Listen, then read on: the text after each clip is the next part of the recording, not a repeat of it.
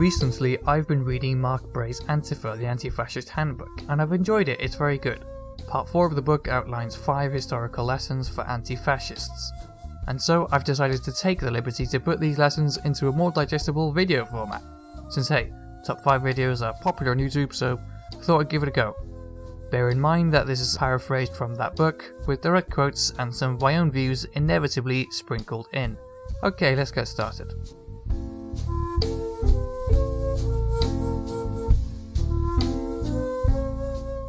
Lesson 1. Fascist insurrections or revolutions have never succeeded. Fascists gained power completely legally. And no, Mussolini's march on Rome was not a coup, it was a symbolic display of power more than anything. And due to this symbolic display, the king, who was quite the fan of Mussolini, appointed him prime minister. There was no armed conflict at all, it was all legal. And Hitler's beer hall putsch, which was a coup attempt, failed miserably. But Hitler only got into power when the president appointed him chancellor, and then the Enabling Act, which made him dictator, was passed by parliament after the Reichstag fire, which the Nazis blamed on communists. For anti-fascists, these historical facts show that relying solely on reasoned debate and parliamentary politics to defeat fascism is a mistake. Fascism is an anti-rational ideology. It rejects the terms of rational debate. It's not that rationality is useless when trying to appeal to the fascist popular base, but, as history shows, it is not enough to stop a fascist movement. It's also important to note that parliamentary politics could instead help fascism develop, as with Hitler and Mussolini. They were allowed to crush dissent and protect private property as the political elites were feeling threatened by the prospect of revolution. But this is not to say though that fascism is purely a last resort of capitalism. It deserves a bit more respect than that. But a crisis in capitalism definitely does exacerbate tensions. What's also important to note about arguing for legal means of combating fascism is that methods such as getting the police to shut them down is also a mistake, as the police are extremely racist and as such are more likely to be sympathetic to fascists. For example, 1 in 2 police officers in Greece voted for the Golden Dawn, the explicitly neo-Nazi party. Plus, the FBI has been investigating white supremacist infiltration into law enforcement. The fact that most fascists have gained power through legal means does not mean we should underestimate insurrectionary fascism, merely that we cannot rely solely on legal means to stop them.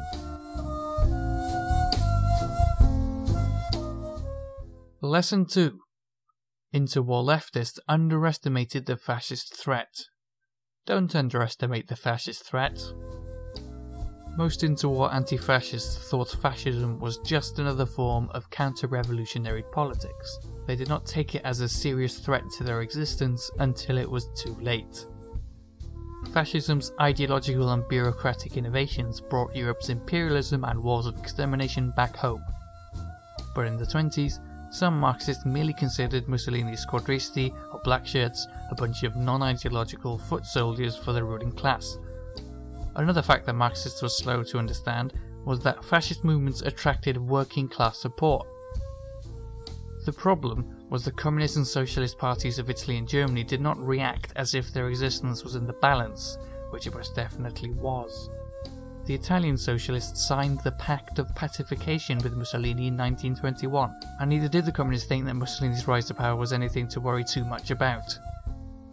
In Germany it was a similar story. They did not recognise the existential threat, and the leadership of the 2 main left-wing parties, the SPD and the KPD, were more concerned with infighting, or in the case of the latter, the politics back in Russia, than the fascist threat.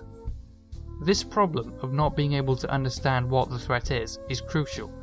To be anti-fascist, we must be vigilant and always understand the change in ideology and practice of the far right. In the present, we have to analyse the structure of the alt-right and ensure we know how to beat them. This means knowing about the history of fascist movements and understanding anti-fascist strategy to defeat them. The thing about this new fascism is the variable of the internet. The alt-right have a large influence online, and to counter this, anti-fascists must also generate a presence online, which could take the form of YouTube videos, websites, and memes. The culture war is real.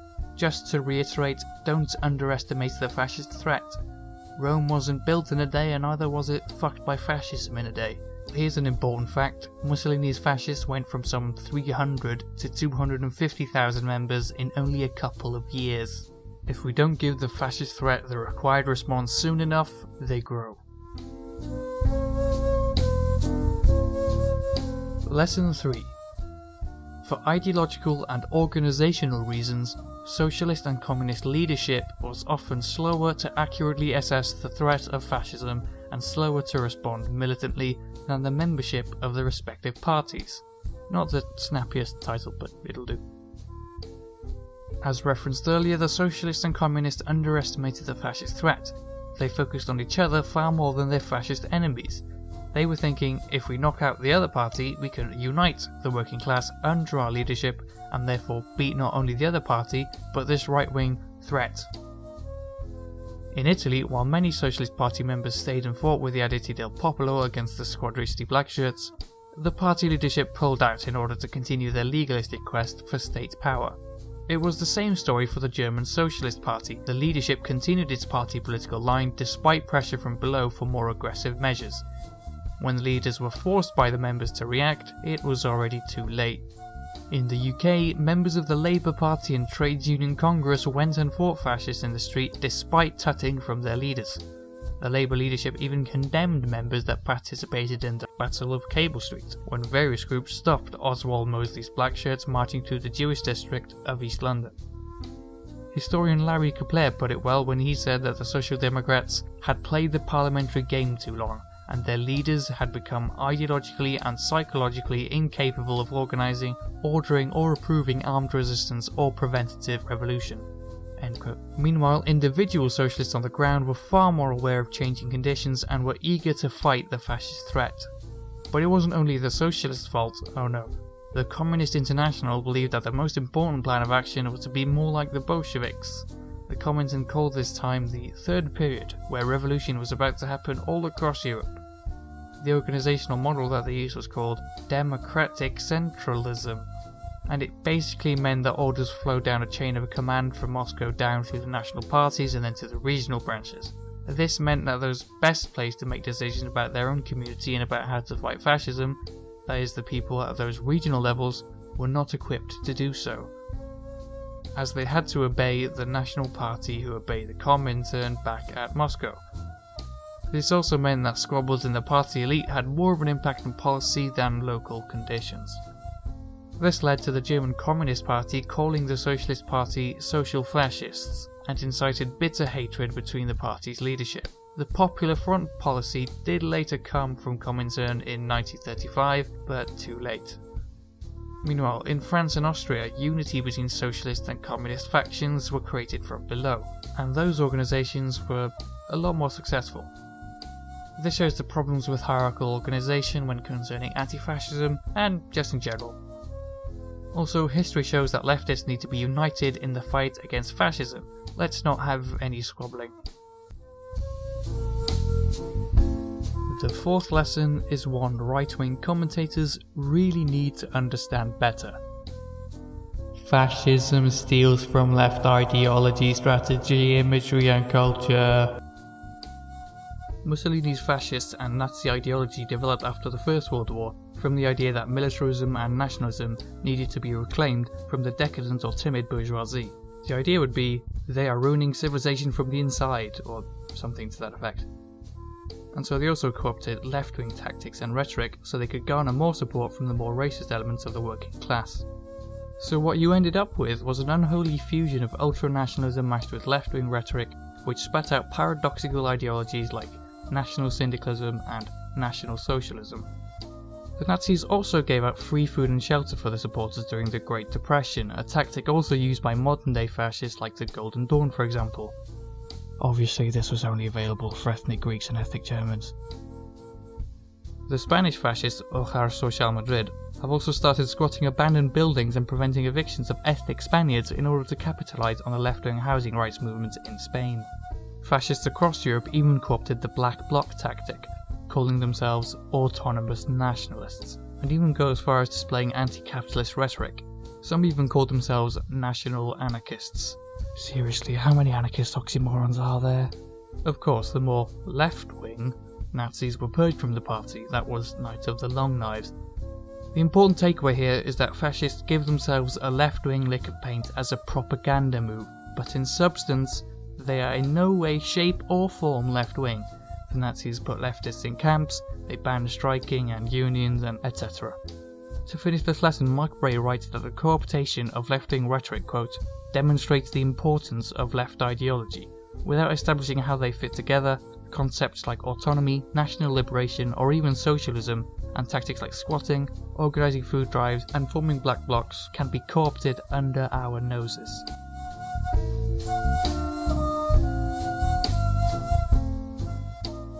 Lesson 5.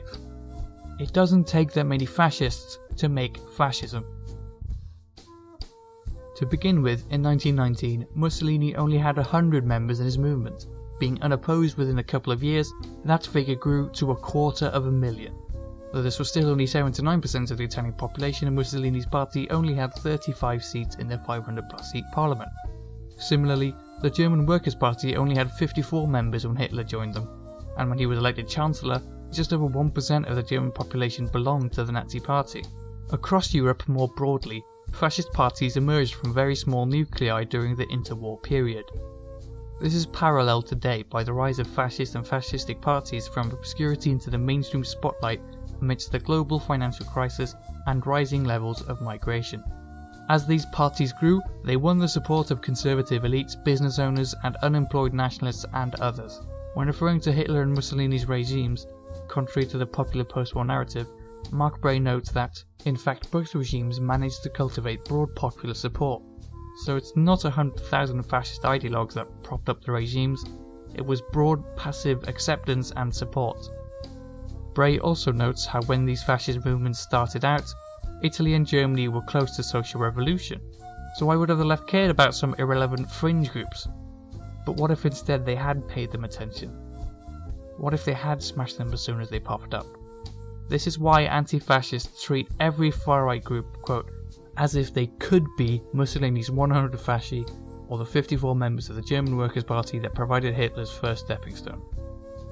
This ties into not underestimating fascists. Don't underestimate them even if they are small. The irony is, the better anti-fascism is doing, the more people question its necessity. If Antifa are only targeting fringe groups, then what's the point? But as Bray concludes, how many murderous fascist movements have been nipped in the bud over the past 70 years by Antifa groups before their violence could metastasize? We will never know, and that's a very good thing indeed.